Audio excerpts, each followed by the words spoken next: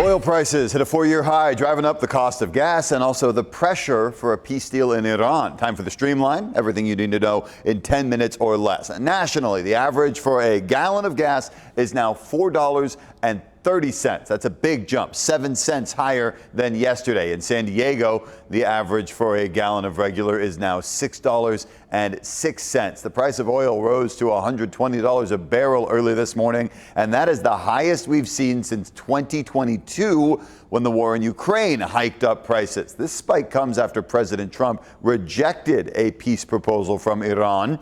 The deal would have reopened the Strait of Hormuz, that critical oil route, but it would have also delayed talks about Iran's nuclear program. President Trump says he's going to keep that naval blockade in place until Iran gives up its nuclear plans. Meanwhile, War Secretary Pete Hegseth faced tough questions Wednesday on the cost of the war. He testified for nearly 6 hours in a House hearing.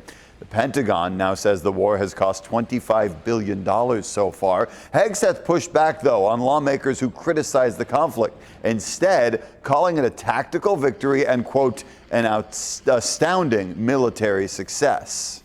The president has got himself and America stuck in the quagmire of another war in the Middle East. Congressman, you should know better. Shame on you. Calling this a quagmire 2 months in. Hegseth is asking Congress for a record $1.5 trillion budget for the Pentagon. President Trump is expected to receive new military strike options for Iran today.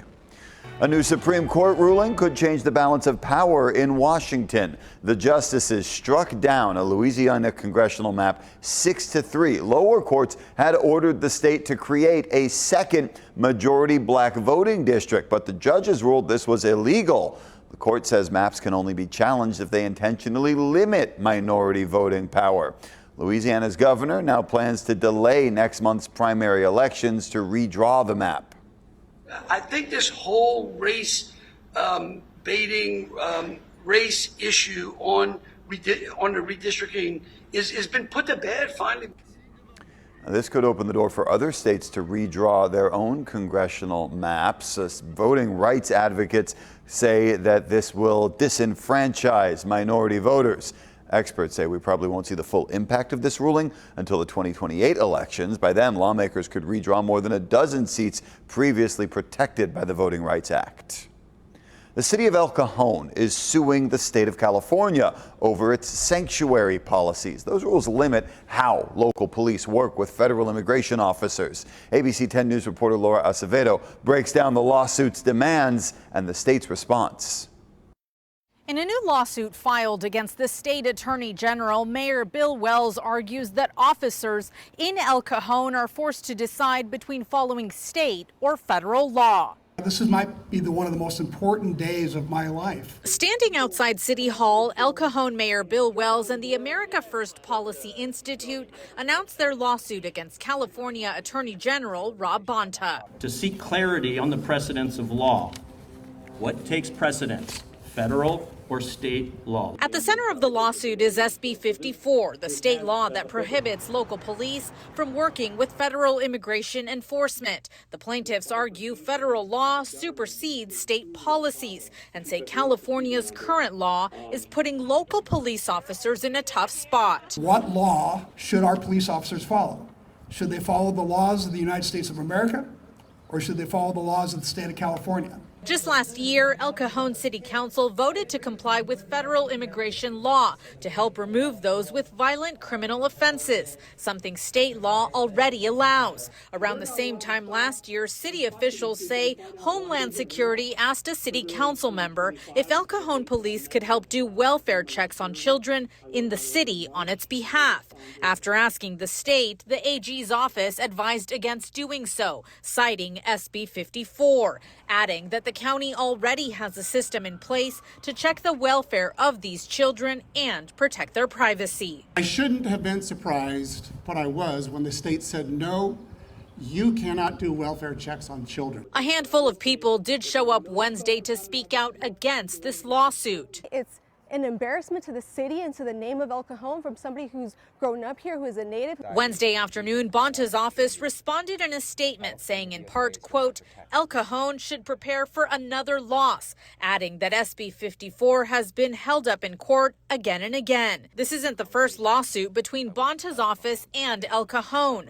Last year, Bonta sued the city for sharing license plate data with federal and out-of-state agencies. Laura Acevedo, ABC 10 News.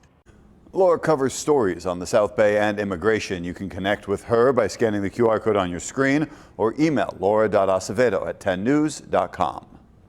A routine landing at San Diego International Airport turned into a safety scare for dozens of passengers Wednesday after a close call with a drone. The pilot told air traffic control he saw a small red object below the plane. It was flying from San Francisco to San Diego. The FAA confirmed it was a drone sighting, but clarified the plane did not hit the drone. 48 passengers and 6 crew members were on board. The plane landed safely. One local drone operator says flying near airports requires special permission. In areas that is not restricted, you're still limited to 400 feet. So the fact that this drone operator was at 3,000 feet was pretty scary. United Airlines says maintenance crews inspected the plane. They found no damage. Air traffic control alerted other pilots in the area. No other drone sightings were reported. The FAA is now investigating.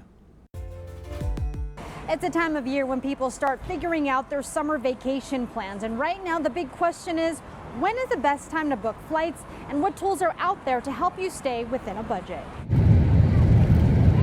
There are different ways travelers find the best deals when it comes to flights. Some rely on their own good old-fashioned internet research, looking up flights from different airlines and figuring out where the best deals are. But experts say that may not be enough to keep up with the constant changes or the best way to save money. All of the airlines are using AI themselves. So it's not just daily that they're changing their fares. Hourly, they're doing that in terms of how many demands they have for a particular route, how their competitors are moving. Farhana Nusrat is a professor of marketing at the University of San Diego. She says if travelers use AI flight technology properly, they'll get better results. First, book within the recommended window. She says domestic flights should be booked 1 to 3 months in advance. International flights 2 to 6 months in advance. Next, be specific in your prompts. First message you're sending has most of the information that's important to you. For example, I can fly any day between June 2nd to June 21st. Any day or time works for me. I live in San Diego, but I'm willing to fly out of LAX or other very close by airport where I can drive to. Farhana says there are a lot of free online flight booking search services like Google Flights, Kayak, or Skyscanner. Or you can sign up for paid subscriptions that track deals and price changes on different flights, from major airlines to the lesser-known companies. This type of service will cost you between $30 to $50 a year. Either they freeze the price for you for a significant amount of days and let you know if that price goes down, you can buy the cheaper price. But if the price goes up from that, you will not have to pay the higher price because the price was frozen for you. Another thing they can do is find what in airlines they call mistake fares. So in airlines, for example, the flight was supposed to be $1,900, but by mistake in a 1 hour window on a Monday, they listed that as a $900 flight. So they can find that very quickly and lock that down before the airline realizes they made a mistake and change that. Another tip, try to be as flexible as you can when booking a flight. Farhana says there's a better chance of finding hidden deals if you have flexibility in your travel plans. Marie Cornell, ABC 10 News. Well, it's your ABC 10 News Streamline. Everything you need to know today in under 10 minutes.